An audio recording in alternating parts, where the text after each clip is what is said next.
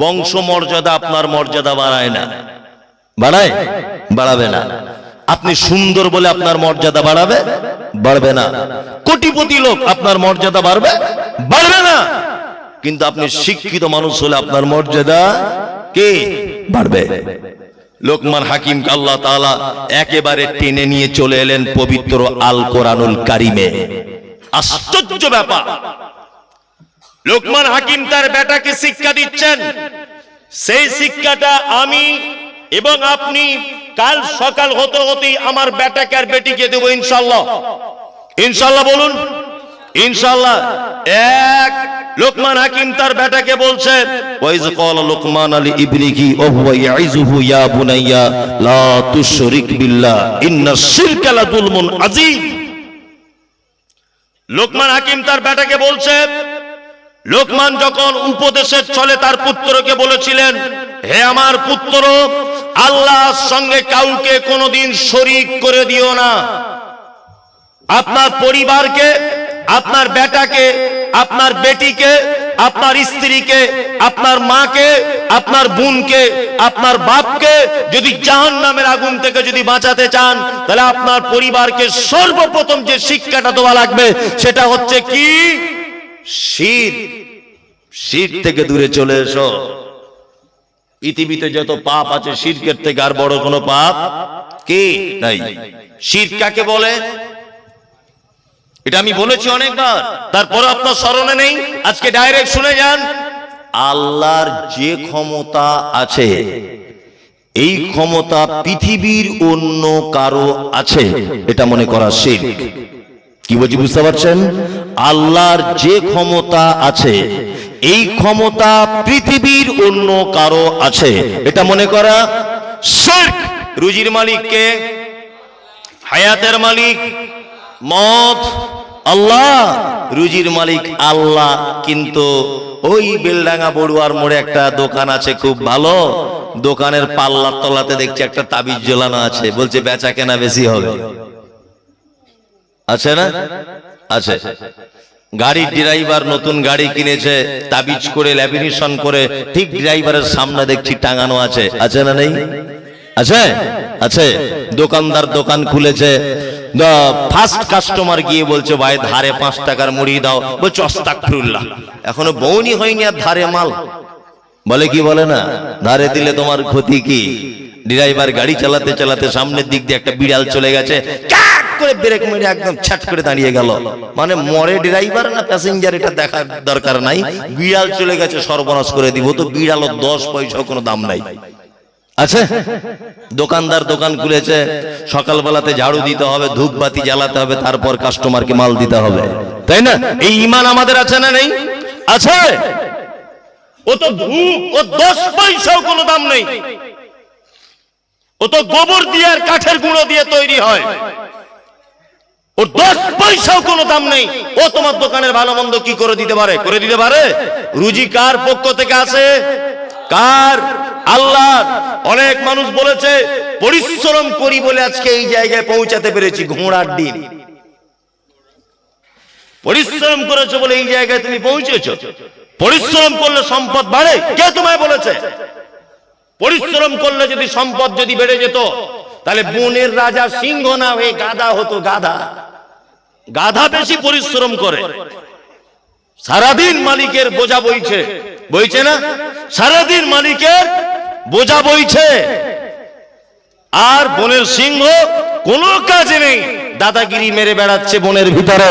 তার মানে বোঝা যায় শুধু আপনার পরিশ্রমের সফলতার মাপকাঠি নয়, উপর থেকে 50,000 বছর আগে যেটা সিলেক্ট করে দেওয়া হয়েছে ওইটার উপরে আপনাকে দাঁড়িয়ে থাকতে হবে। শিরক মারাত্মক বড় পাপ। ছোটখাটো শিরক আছে, বড় শিরক আছে। বড় শিরক মানে হচ্ছে ওই যে দেখতে পাচ্ছেন সোশ্যাল মিডিয়াতে সব মাজারে গিয়ে, কবরে গিয়ে, বট গাছের তলায়, আম গাছের তলায় সিজদা দিচ্ছে মানুষ, দেখতে পাচ্ছেন? কি আশ্চর্য ব্যাপার। আবার বলছে আমাদের পীর সাহেব জীবিত অবস্থায় যা পাওয়ার ছিল মরার পরে পাওয়ার আরো বেড়েছে। আশ্চর্য ব্যাপার। বলছে পীর সাহেব জ্যান্ত অবস্থাতে যে পাওয়ার ছিল ওর মরার পরে আরো পাওয়ার বেড়েছে। তাজ্জব ব্যাপার। শিরক দুই ভাগে বিভক্ত, এক হচ্ছে শিরক আকবার আর এক হচ্ছে শিরক আসগার। একটা হচ্ছে বড় শিরক, একটা হচ্ছে ছোট শিরক। বড় শিরক আল্লাহকে বাদ দিয়ে অন্য কাউকে তার সমকক্ষ মনে করে সেই কাজ করা, এটা হচ্ছে আকবার। আল্লাহকে বাদ দিয়ে অন্য কোন জায়গায় মাথা নত করা, কাউ কবরে সেজদা দেওয়া, গাছতলাতে সেজদা দেওয়া, এর নাম কি? বড় শিরক। ছোট শিরক আছে অনেক কোয়ালিটি, তার ভিতরে আমাদের হাতে বাড়ির মেয়েরা বিশেষ করে এগুলো করে, যে হাতে দেখবেন তাবিজ, লাল সুতো কালো সুতো পরে ঘুরছে না, সব শিরক, সব শিরক। এই কথা আমি বলি মাঝে সাঝে, খুব বলি। আজকে আবার প্রসঙ্গক্রমে চলে এলো বলে আজকে আবার আপনাদেরকে বলছি। ইমাম সাহেব ওর বেতন 4,500, 8 বছর ইমামতি করছে, 8 বছর বেতন কম বলে ভিতরে ভিতরে একটু তাবিজ টাবিজ দেয়, হালকা পাতলা দেয়, গোপনে গোপনে দেয়। একটা দোকানদার তাবিজ আনতে গেছে ওর কাছে, বলছো ভাই দোকানটা করেছি আজ 4.5-5 মাস হয়ে গেল, বেচা কেনা কাস্টমার খুব বেশি নাই, যদি একটু কিছু করে দিতেন তাহলে ভালো হতো। তো বলছে দেশি মুরগা জবাই করে রক্তটা বোতলে করে আনবা, আর এক কাজ করবে, যে ঘাটে মানুষ গোসল করে না ওই ঘাটের পানি লাগবে, গঙ্গার জল লাগবে 1 বোতল, আর আমি একটা তাবিজ করে দিব, দিয়ে আপনি এক কাজ করবেন, গঙ্গার জল অন্য পানির সঙ্গে মিক্স করে দোকানে সকালবেলাতে ছড়াবেন। আর রক্ত দিয়ে যে তাবিজটা লিখবে এটা তো খুব ইম্পর্টেন্ট ব্যাপার, এটা আপনি এক কাজ করবেন, ক্যাশ বাক্সের ভিতরে রাখবেন, আর আমি যেটা লিখে দিব ওটা পাল্লার তলায় আঠা দিয়ে চিটিয়ে দেবেন, দেখবেন কাস্টমার কি বলে। ও বাড়ি চলে এলো, ইমাম সাহেব বেশ মাথায় ফুঁক দিয়ে 500 টাকা ঝেড়ে নিয়েছে। ভালো করে বোঝার চেষ্টা করুন। আচ্ছা বলুন তো, ওর যদি রক্ত দিয়ে তাবিজ দেওয়া, ওর যদি লেখা তাবিজ দেওয়া, এর যদি দোকানে যদি বেচা কেনা বাড়ে, ও কেন 4,500 টাকা আজকে 10 বছর ইমামতি করছে? হ্যাঁ, ও তো একটু মসজিদের কমিটিকে তাবিজ করে কিছু বেতন বাড়িয়ে নিতে পারে, পারে কি পারে না? শিরক মারাত্মক বড় পাপ।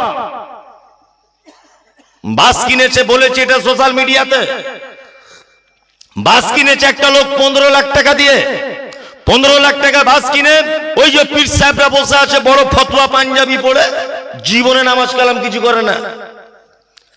আমি তো দেখে এসেছি দরগাতে 24 ঘন্টা এরকম করে খৈনি বলছে, 24 ঘন্টা এরকম করছে। আল্লাহ, এক ওয়াক্ত নামাজ নাই, কিছু নাই। গেছে ওখানে গিয়ে বলছে 15 লাখ টাকার বাস কিনেছি, কিছু ব্যবস্থা করুন। পীর সাহেব দেখছে বেশ ভালো একটা বড় কাস্টমার পেয়েছি, তখন বলছে হুজুর তাবিজ কেমন দাম পড়বে? বলছে লকডাউনের পর থেকে তো রেট বেড়ে গেছে, 10,000 টাকা মোটামুটি লাগবে। তো হুজুর তাহলে তাবিজে কাজ কি হবে? বলছে যে ড্রাইভার চালাবে ওর পাছার তলায় রেখে দেবে তাবিজটা, দেখবে তোমার বাস যখন বহরমপুর রোডে চলবে সব বাস ফাঁকা হয়ে যাবে, তোমার বাসে দেখবে প্যাসেঞ্জার বাদুরের মতো ঝুলছে। লোকটা তখন ভাবছে যদি সব প্যাসেঞ্জার খালি হয়ে যায় অন্য বাসে, আর আমার বাসে যদি ভিড় ভাট্টা করে তাহলে 2 দিনে টাকা উঠে যাবে, 10,000 টাকার মাল নিয়ে চলে এসেছে। এই হারামখোর, হারামখোর, তোমার 10,000 টাকার তাবিজ যদি সব বাস খালি হয়ে এর বাসে যদি প্যাসেঞ্জার চলে আসে, তুমি ব্যাংকের ম্যানেজারকে একটু তাবিজ করে সব টাকা তোমার বাড়িতে আনো, তুমি কেন ফতুয়া পরে তাবিজ লিখছো?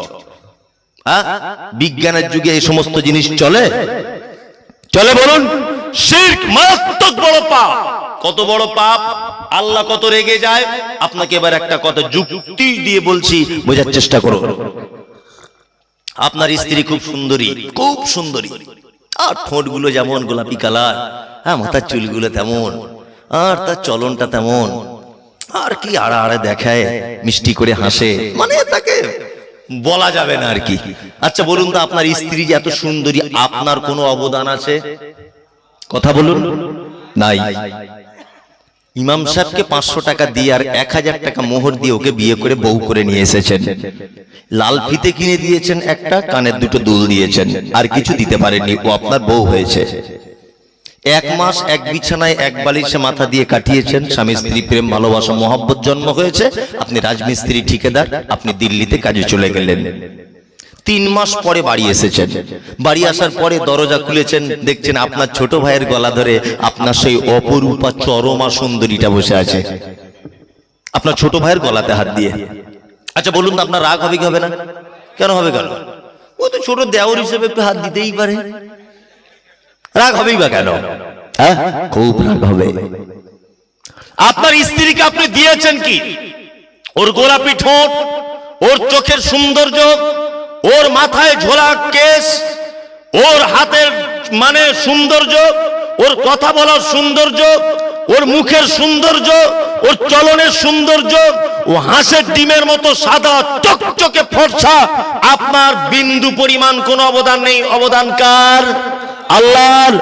1000 টাকা মোহর দিয়ে, ইমামকে 500 টাকা বিয়ে পড়ানোর টাকা দিয়ে, 2টো লাল ফিতে আর একটা কানের কিনে দিয়ে, এত অধিকার কিসের যে আপনার ছোট ভাইয়ের গায়ে হাত দিলে আপনার রাগ হয়? হ্যাঁ, অন্য কোন পরপুরুষের দিকে একটু মুচকে হাসলে আপনার খুব জ্বালা ধরে। কারণ কি? এত অধিকার কিসের?